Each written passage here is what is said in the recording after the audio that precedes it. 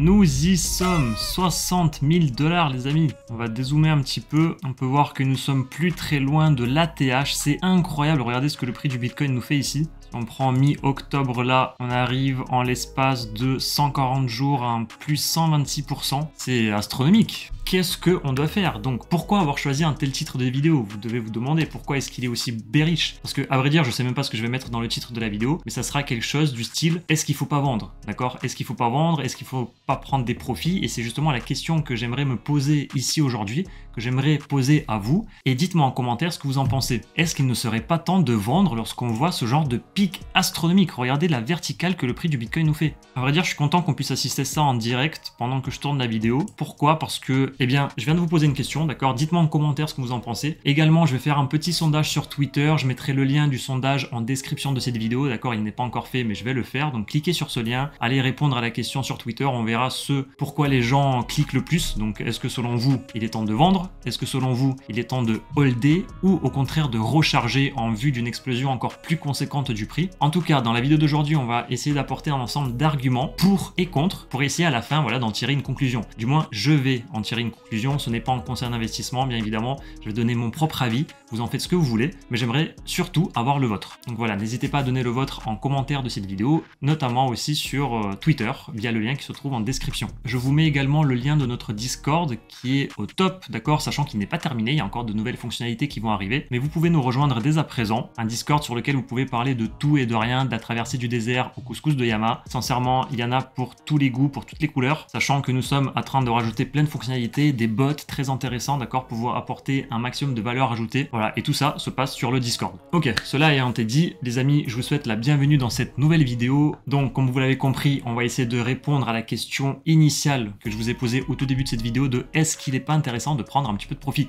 Est-ce qu'il est plutôt intéressant de réinvestir dans le Bitcoin parce que le prix va augmenter, ou est-ce qu'on hold tout simplement nos coins? Donc, il y en a certains qui ont déjà la réponse à cette question. Je veux dire par là que vous savez ce qu'il faut faire. Mais encore une fois, il est toujours intéressant de savoir ce que les autres font. Et moi qui est là depuis plusieurs années, moi qui fais ça nuit et jour, eh bien j'ai aussi un avis qui pourrait être intéressant à écouter et c'est ce que je vais vous présenter dans cette vidéo. Les amis, je vous souhaite un très bon visionnage.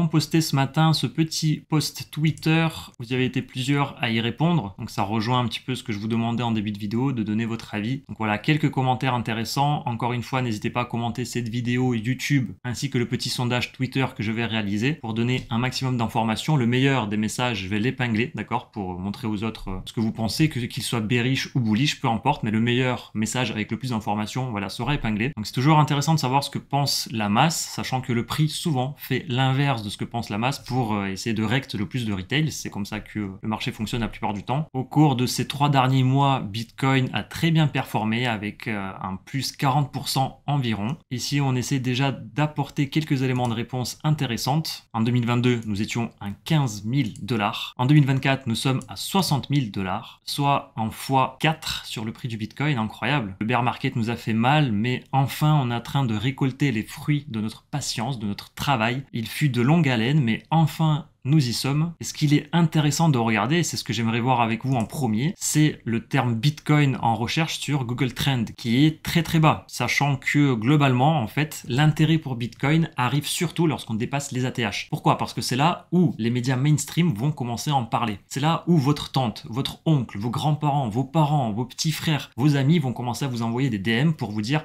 wesh frérot, comment on fait pour acheter du Bitcoin? Forcément, ça sera trop tard. Hein, lorsque votre coiffeur commence à vous parler du Bitcoin, c'est qu'il est trop tard. C'est surtout pendant le bear market qu'il faut se positionner. Et ensuite, lorsqu'on dépasse la TH, il faut commencer à prendre des profits en DCA, très important, hein, que ce soit un investissement et prise de profit, faire du DCA, donc Dollar Cost Average, prendre des positions à intervalles réguliers sur une certaine période de temps que vous avez déterminé à l'avance. Regardez, une métrique intéressante. Si on reprend la TH de 2013, d'accord?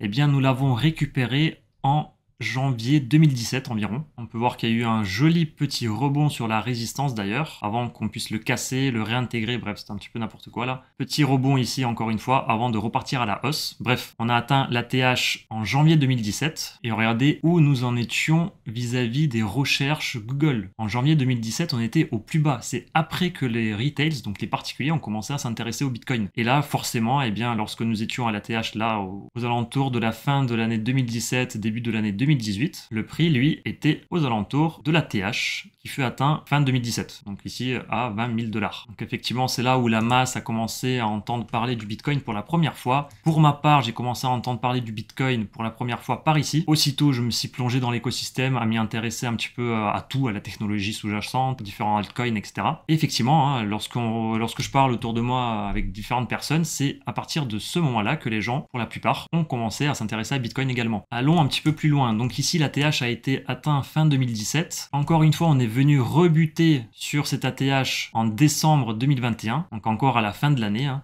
Une fois de plus, novembre-décembre 2020 là. Donc on a rebondi une fois dessus, deux fois dessus. On peut voir qu'il y a eu un petit range ici, hop, avant de redescendre et casser cette résistance à la hausse avec une belle limousine là. Donc hop, on va prendre la fin de l'année 2020, on va regarder ce que ça nous donne ici. Et encore une fois, la fin de l'année 2020, c'était par ici et on était encore au plus bas. Pas au plus bas, mais disons voilà, l'ATH qui était là, eh bien nous étions même pas à la moitié quoi. On était vers 24, vers 30. Alors pour titre d'information, comment est-ce que c'est calculé? Voilà, c'est marqué ici. Donc le 100% est déterminé par rapport au pic jamais connu sur un mot-clé, ici Bitcoin, ce dans tous les pays et depuis 2004. D'accord, ce pic représente 100% et ensuite tout le reste est calculé par rapport à ce pic. Donc autrement dit, ici, lors du bullrun 2021, eh bien les retails apparemment sont moins intéressés à Bitcoin qu'en 2017. Donc il y a peut-être certains facteurs qui rentrent en jeu, comme le fait que les gens connaissant Bitcoin n'ont plus besoin d'aller sur Internet taper qu'est-ce que Bitcoin parce qu'ils savent ce que c'est, entre guillemets, hein. La plupart des gens pensent savoir, mais au fond, on sait qu'ils ne savent pas exactement ce que c'est. Mais en tout cas, ce qu'on peut voir, c'est que l'intérêt ici était moins important qu'en 2017. La question qu'on pourrait se poser, c'est est-ce qu'en 2024, il serait encore moins important qu'en 2021, ou est-ce qu'on viendrait casser cet ATH ici pour venir faire un nouvel sommet, créant une nouvelle valeur seuil sur laquelle on va se baser. Ah, si vous avez compris le fonctionnement du Google Trend, vous voyez ce que je veux dire. Bref, tout ça pour dire qu'on en arrive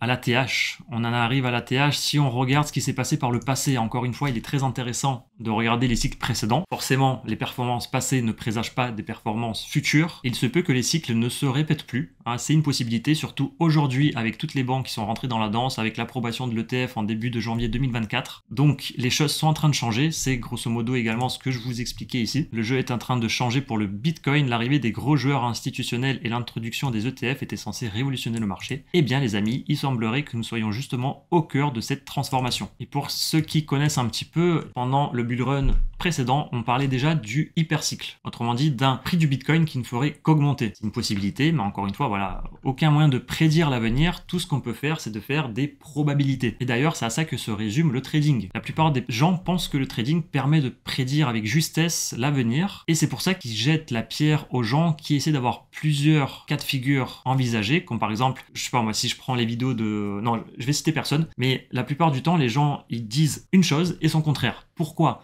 Parce que justement, ils ne savent pas ce qui va se passer, mais ils prennent toutes les possibilités en compte. Il se peut que Bitcoin casse l'ATH sans faire de rebond sur la résistance ici, et qu'ils partent chercher les 100 000 $. C'est possible. Tout comme il se peut qu'il y ait un gros rebond, qu'on vienne rechercher les 30 000, qu'on revienne chercher les 20 000. Tout est possible, mais encore une fois, tout est une question de probabilité. L'objectif, c'est d'envisager tous les cas de figure. En fonction de celui qui se produit, au moins vous saurez quoi faire. Vous ne dormirez que mieux le soir, je vous assure. Hein, lorsque tout est prévu à l'avance, c'est beaucoup plus simple de prendre des profits, de prendre position. Donc là, par exemple, pour ma part, hein, et ça c'est mes probabilités, je pense qu'il y a 70% de chances qu'on vienne dans cette zone-là, ok, vers les 63, 64, 65 000, qu'on vienne pas toucher l'ATH. Pourquoi? Parce que la plupart des gens justement attendent qu'on vienne toucher l'ATH. Or, vous allez voir, le prix va se retourner juste avant. Bon, encore une fois, voilà, c'est pas un conseil d'investissement, je connais pas l'avenir, mais c'est des probabilités. Pour moi, il y a 70% de chances qu'on fasse ça, et il y a 30% de chances pour qu'on casse l'ATH sans faire de rebond. Même pas, je dirais 75% de chances qu'il y ait un rebond et 25% de chances pour qu'on le casse. Une fois qu'il y aura un rebond, je suis pratiquement persuadé que le retracement sera conséquent. Le Bitcoin pourrait perdre entre 10 et 20% en quelques jours seulement. Si cela se produit, imaginez ce qui va se produire sur les altcoins. Très intéressant là également. Si le Bitcoin perd 20%, les altcoins vont perdre entre 20 et 40%. Et là, il faut que vous soyez préparés. C'est pour cela que je pense qu'il est intéressant de commencer à prendre des profits à partir de maintenant, et des profits assez conséquents en vue de ce dump. Donc ne vendez pas tout, surtout pas, hein, parce que nous sommes au tout début de quelque chose de très grand. J'ai d'autres graphiques à vous montrer, vous allez voir. Mais un prix ne monte jamais en ligne droite. Lorsque je vous montre ça, regardez ce que le prix du Bitcoin a fait. Il y a eu une toute petite correction ici. Donc on est passé de 48 000 globalement à 40 000, donc ça fait dans les 20%. Il y a eu une correction ici, ok, il y en a eu plusieurs ici, bon on était dans un range là. Donc s'il y a une correction, je vous assure qu'elle sera assez conséquente. Maintenant, imaginons qu'il y a un range comme là. S'il y a un range, alors j'aimerais vous montrer ce petit, non pas graphique, mais ce petit pense-bête, où on voit que lorsque les gens prennent des profits sur Bitcoin, l'argent afflue dans les crypto-monnaies à capitalisation boursière plus faible. Autrement dit, après le Bitcoin, il y a l'Ethereum. Donc lorsque les gens prennent des profits sur Bitcoin, hop, ils les réinvestissent dans l'Ethereum. Lorsqu'ils prennent des profits sur Bitcoin et l'Ethereum, ils les réinvestissent dans les large caps. Donc c'est les crypto-monnaies, on va dire, dans le top 50. Ok. Voici globalement les large caps en question. C'est des crypto-monnaies qui valent plusieurs milliards de dollars. Donc ouais, on va dire le top 50 globalement. Ensuite, des large caps, l'argent est réinvesti dans les middle caps. Donc il y a un vrai ruissellement qui est fait là dans les crypto-monnaies. Donc Bitcoin limite, il peut commencer à dump légèrement alors qu'il y a des low caps et des middle caps qui vont commencer à pump, faire des plus 50%, 60%, des plus 100% en une journée ou quelques jours seulement. Donc les middle cap, je dirais, voilà, c'est des crypto-monnaies dans le top 100, dans le top 200, ok. Et pour les low cap, je dirais que c'est des crypto-monnaies qui sont inférieures à 200 millions de capitalisation boursière, donc de market cap. Et si je regarde un petit peu quel crypto commence à ce niveau-là, et bien voilà, à partir du top 300, d'accord. Si on sort du top 300, alors on arrive dans les low cap. Et c'est les crypto-monnaies qui pump en dernier. Non, pardon, en dernier, c'est des shitcoins, des crypto-monnaies qui ne servent à rien, qui ont une capitalisation boursière de quelques dizaines de millions de dollars. Il suffit qu'un influenceur assez connu en parle, boum, le truc il fait un plus 200%, et c'est ce qui va se passer à la fin, vous allez voir. Donc ça, c'est vraiment véridique, hein. Lors du bull run précédent, ça s'est passé plein de fois. Donc je vous montre ça parce que si Bitcoin commence à ranger ici, vous allez voir que c'est ce qui va se passer. Les gens vont commencer à prendre des profits, et même si Bitcoin, voilà, descend légèrement, eh bien ces profits vont être investis dans toutes les autres crypto-monnaies. Donc ça, c'est à prendre en compte dans notre petite stratégie. Et encore une fois, la stratégie selon moi ici serait de prendre des bénéfices parce que lorsqu'on voit un tel pump, encore une fois, je vais reprendre la règle. On va partir du bas ici, on va venir jusque là. Voilà, ça nous fait en plus 50%, même plus, hein, 56% en l'espace d'un mois seulement. Sur Bitcoin, hein, sur Bitcoin. Imaginez sur les altcoins ce que certaines personnes vont faire. Donc soyez pas trop greedy, prenez des profits, faites-moi confiance. J'ai appris à mes dépens lors du bull run précédent que c'est très important. Beaucoup de personnes ont appris à leurs dépens. J'ai vu des amis, des gens, des connaissances sur Twitter qui ont fait... des fois 20, des fois 30 sur leur wallet. Ils ont commencé avec 10 000 euros, ils se sont retrouvés avec 200 000 euros. Malheureusement, ils n'ont pas pris de profit. Et voilà, c'est malheureux pour eux, mais leur wallet est redescendu à 20 000. Et donc maintenant, ils s'en mordent les doigts. Et je peux vous dire qu'ils vont pas faire la même connerie. Moi non plus, hein, j'ai pas mal perdu ici parce que j'ai été trop greedy. J'ai pas pris assez de profit. Et je peux vous dire que je vais pas faire la même connerie. C'est pour ça que là, je vais vendre, je dirais, 20% de mes bitcoins. Donc jusqu'à présent, j'étais à 95% exposé sur le marché. Je vais vendre 20% de mes avoirs. Lorsque je dis bitcoin, c'est mes avoirs, hein. J'ai pas que du bitcoin dans mon wallet. J'ai beaucoup de altcoins également parce que j'essaie de surperformer le marché et vu que je fais ça nuit et jour, je peux le faire. Donc je vais vendre 20% je pense pour être exposé qu'à 75% sur le marché. L'objectif c'est quoi? L'objectif c'est que on sait que le bull run commence. Logiquement, si les cycles se répètent et même si on rentre dans un hyper cycle, le TF a été validé, les banques là et les hedge funds sont en train d'investir massivement dans le Bitcoin. Il y a donc un supply shock, une demande qui est de plus en plus accrue et l'offre, elle, qui baisse drastiquement. Donc je pense que le prix du Bitcoin pourrait très facilement atteindre les 150 000 d'ici la fin de 2025, les 200 000 et pourquoi pas les 300 000. Mais encore une fois, très important, il faut prendre des profits en DCA. Mettez-vous plusieurs paliers. Moi, je m'étais mis un palier justement juste avant l'ATH et on y est presque. Et donc c'est pour ça que je vais commencer à prendre des profits à partir de maintenant. Si le Bitcoin chute, imaginons, on passe de 63 000, imaginons, hop, on redescend à 48 000, 44 000, 40 000, d'accord, dans le pire des cas. On va essayer de prendre toutes les possibilités en compte. Et bien là, les profits que j'ai pris ici, je vais commencer à les réinvestir, que ce soit sur Bitcoin, tout comme sur les altcoins. Parce qu'encore une fois, si Bitcoin chute de 20%, les altcoins, eux, chutent de 40%. Voilà, donc ça, c'est stratégie basique, mais que j'aimerais vous rappeler parce que plein de gens oublie de faire ça, or c'est très important. Bon, je me suis un petit peu écarté de ce que je voulais vous dire principalement. La vidéo, je comptais faire une vidéo de même pas 10 minutes. Au final, je pense qu'elle sera beaucoup plus longue, mais c'est pas grave, hein, il y a beaucoup de valeur ajoutée dans cette vidéo, j'espère. J'espère qu'elle vous plaira. Si c'est le cas, lâchez un pouce bleu, abonnez-vous à la chaîne pour ne pas louper les prochaines vidéos. Il y a encore beaucoup de choses à voir, et là je suis en train d'ailleurs penser à faire 2 vidéos. Une ici pour vous présenter cette petite stratégie-là que j'ai et que beaucoup ont tout simplement, mais que pas tout le monde a dans son bag, surtout les débutants ou ceux qui n'ont pas le temps de regarder les charts tous les jours. Donc voilà, je la partage avec vous dans cette vidéo. Et ensuite, ce qui pourrait être intéressant de regarder, eh bien, c'est le Bitcoin Rainbow Chart. Car oui, même si le prix ne monte jamais en ligne droite et qu'il y a des corrections, c'est ce qu'on prévoit ici, globalement, le prix du Bitcoin est encore très bas. Donc qu'est-ce que le Rainbow Chart? Eh bien, c'est un ensemble de courbes logarithmiques, entre autres, qui s'adaptent au prix pour essayer de nous donner une prédiction du prix futur. Tout est une question de prédiction, tout est une question de probabilité. Et pour information, le Rainbow Chart ne ressemblait pas du tout à ça en 2017. Il s'est adapté au prix. Le prix a fait quelque chose, hop, il s'est réadapté et ça nous donne une idée de où le prix pourrait être lors des cycles futurs. Par exemple, si on va jusqu'en 2030, on peut voir que le maximum bubble territory est même plus sur le graphe. Ah si, on peut le voir là. Regardez les 1 500 000 $ d'ici 2030. 2032 là, exactement, si vous regardez le graphe. Ok, donc chaque couleur correspond à un sentiment. Donc là, actuellement, nous sommes ici, still cheap, donc c'est toujours peu cher. Le prix du Bitcoin est toujours peu cher. Sachant que c'est la première fois que lors d'un halving, on se situe dans cette zone. Si encore une fois, on reste à ce prix. Si le prix chute, hop, on va redescendre dans les zones inférieures. Donc accumulate, buy, basically or fry or sell. Et si on passe au-dessus des couleurs jaunes, donc les couleurs chaudes comme le rouge et l'orange, eh bien nous sommes pratiquement dans le FOMO et il faut commencer à vendre. Bon, ça aussi, encore une fois, c'est une charte lambda qui à elle seule ne permet pas de prédire l'avenir, encore une fois, qui ne permet pas de savoir s'il faut acheter ou vendre, mais l'objectif en fait c'est de prendre tous ces chartes, toutes ces informations, les croiser entre elles et en tirer des conclusions.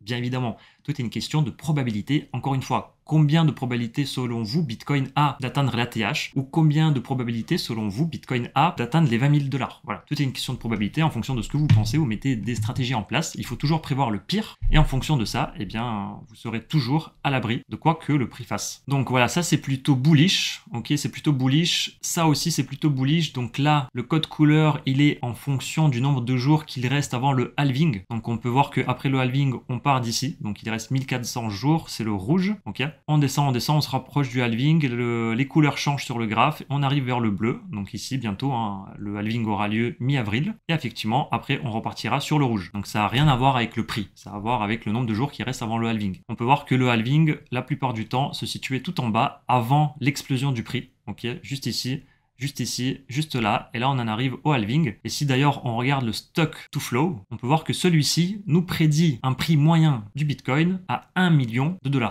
C'est bien évidemment énorme, mais aussi possible. Bon, 1 million de $, pour ma part, bien évidemment, j'aurais déjà pris un masse de profit avant. Moi déjà je vise les 200 000 $ pour Bitcoin, c'est très bien. 200 000 $, vous imaginez même pas comment je vais mettre la daronne à l'abri moi-même aussi. Donc encore une fois, prendre en compte les cas les plus extrêmes et agir en conséquence. Mais si le cycle se répète, comme lors des 3 bullruns précédents, eh bien on peut voir que nous sommes qu'au début de quelque chose de très grand. Imaginons un prix qui pump comme ça lors de l'année 2024-2025 avec l'afflux toujours croissant des hedge funds, des entreprises qui investissent en masse dans le Bitcoin pour acheter des ETF ou peu importe. Effectivement, le prix du Bitcoin pourrait venir exploser dans les mois, dans les années à venir. Bon, petit chart sur Ethereum. Ethereum visiblement est un petit peu plus haut que le Bitcoin. Ok, bon voilà, on sort un petit peu du sujet principal qui est Bitcoin aujourd'hui. Le Fear and Greed Index, un truc également qui à lui seul ne sert à rien, mais on est là pour croiser les différentes informations. Donc on peut voir que nous sommes très haut à 82, donc nous sommes dans l'extreme greed, les gens sont greedy, et justement je fais cette vidéo pour essayer de vous rationaliser. Si vous étiez en train d'atteindre un dump, surtout n'investissez pas maintenant. Pourquoi? Parce que justement nous sommes vraiment très proches de celui-ci.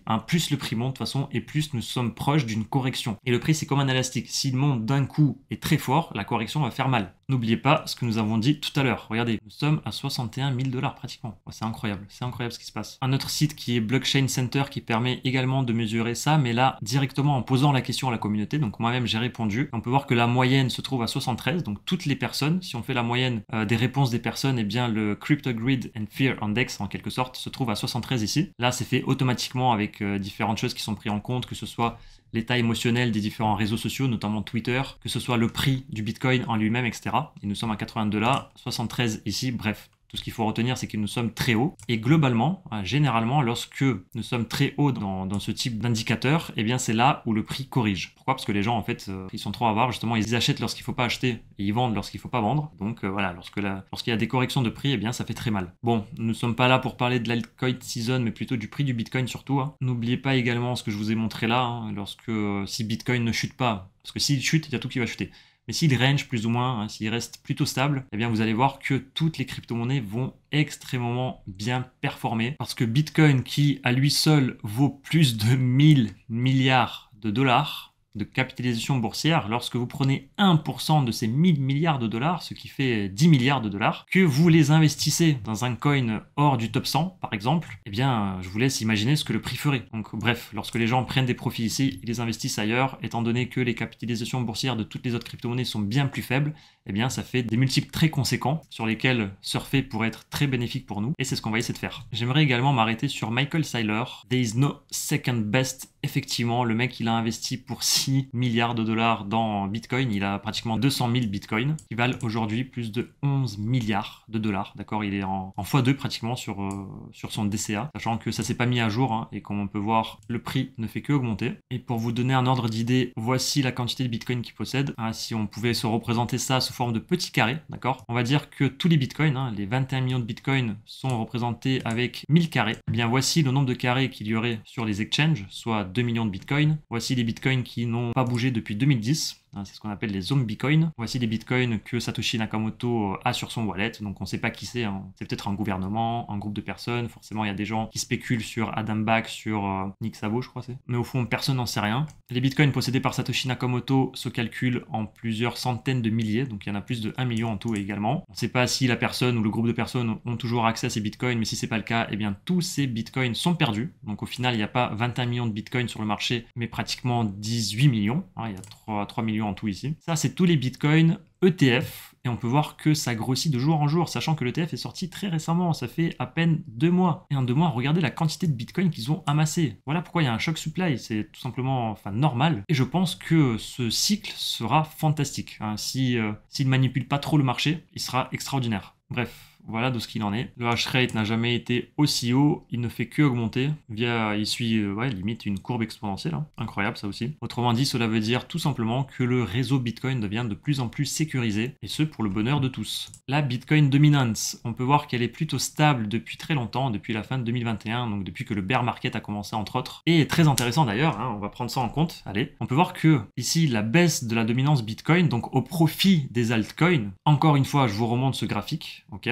Une fois que vous l'avez enregistré, hop, on revient ici. Ici, la Bitcoin dominance, lorsqu'elle chute, eh bien, cela veut dire que les altcoins surperforment le marché. Et regardez, qu'est-ce qui se passe ici? Ici, grosse chute, début 2018, fin 2017. Eh bien, si on regarde là sur TradingView, on peut voir que début 2018, fin 2017, c'était l'ATH du Bitcoin. Ensuite, ici, grosse baisse de la dominance du Bitcoin, où on passe pratiquement de 72%. Ici, nous étions à 80%, là, 72%. Ici, on avait un pic à 55%, donc il avait perdu 20% de la part de marché. Eh bien, ça s'est fait mi-2021, mars, avril, mai 2021, c'était effectivement l'ATH local ici, avant qu'on le casse légèrement juste après. Mais globalement, on peut dire que pratiquement l'ATH a été atteint quelques mois avant, et c'est là où la Bitcoin Dominance a le plus chuté. Donc cela veut dire quoi? Cela veut dire que normalement, si les cycles se répètent, encore une fois, eh bien on verrait une baisse drastique de la dominance du Bitcoin là aussi, et lorsque ça sera le cas, eh bien on verra des altcoins pumpés de 100% en une journée, des 200%, des 300% en une semaine, et lorsque ça sera le cas, eh bien je peux vous dire et je peux vous garantir qu'il faudra prendre un maximum de profit parce que ça sonnera peut-être la fin de tout ça. Encore une fois, je pèse mes mots, faire attention, peut-être que les cycles ne vont pas se répéter à l'infini, et c'est forcément le cas, un jour ou l'autre ça sera la fin, et à se demander si ce n'est pas déjà le cas avec l'entrée en matière des différents hedge funds, des différentes banques, notamment ceux qui ont émis des ETF sur le marché. Parce que lorsqu'on voit la quantité astronomique de Bitcoin qu'ils possèdent, c'est limite eux qui font maintenant la pluie et le beau temps, et c'est malheureux, mais sur le long terme c'est forcément positif. Sur le court terme ils peuvent manipuler le prix à leur guise, mais sur le long terme c'est très bénéfique pour nous. Je m'arrêterai peut-être avec ce petit chart qui représente la psychologie du marché, qui est très connu. Eh bien, j'aimerais savoir où, selon vous, on se trouve. Pour ma part, je pense que nous sommes là-dedans. Okay, donc le disbelief est derrière nous. Nous sommes entre le hope et le optimisme, et que le plus gros nous attend. sachant que entre les deux, il y aura des grandes corrections. Et c'est donc le sujet de cette vidéo. Prenez des profits, ne soyez pas trop greedy, vous allez vous en mordre les doigts encore une fois. Mais selon moi, on est là, même si de grandes choses nous attendent. Au fond, on ne sait pas. Et encore une fois, il vaut mieux prévoir que guérir. Et je terminerai cette vidéo sur ça, d'accord? Prenez des profits, ne soyez pas trop greedy et vous me remercierez plus tard. Les amis, j'espère que la vidéo vous a plu. Dites-moi si ce format vous plaît. Je voulais vous faire une petite vidéo parce que j'étais en train de regarder le prix du Bitcoin en direct là, qui était en train de pump. Ouais non, il nous fait quelque chose de beau là. Hein. Bref, du coup, on va suivre ça de près. Lorsque la vidéo sera sortie, certainement que le prix aura déjà beaucoup bougé, sauf si on rentre dans un range. Et ça, tant mieux pour nous parce que ça veut dire que les altcoins vont bien performer. Si ce n'est pas le cas, eh bien au moins on l'aura prévu. Donc là, je vais clôturer la vidéo. Je vais m'empresser de prendre des bénéfices, comme je le disais tout à l'heure, sur mes différentes positions, sur les différentes altcoins qui ont fait des x2, des x3. D'accord? J'ai pas été très régulier, très studieux lors des jours précédents. Normalement, je le fais aussitôt, mes objectifs atteints, mais là, j'étais en train de travailler sur Cryptoraison. Il y a de grandes choses qui arrivent. Hein. Un site web, un Discord. Tout à l'heure, je vous l'ai présenté, mais ce n'est pas terminé. Des offres très intéressantes et très alléchantes, vous allez voir, avec un maximum de valeur ajoutée pour la communauté. Je vous remercie pour votre fidélité. Je vous remercie de regarder cette vidéo, pour votre gentillesse. Hein. J'ai une communauté extraordinaire. Je m'en rends compte lorsque je regarde les communautés des autres personnes. Et ça, merci à vous, les amis. Merci. Je vous souhaite une bonne journée. Prenez soin de vous, prenez soin de vos proches. Ciao, ciao.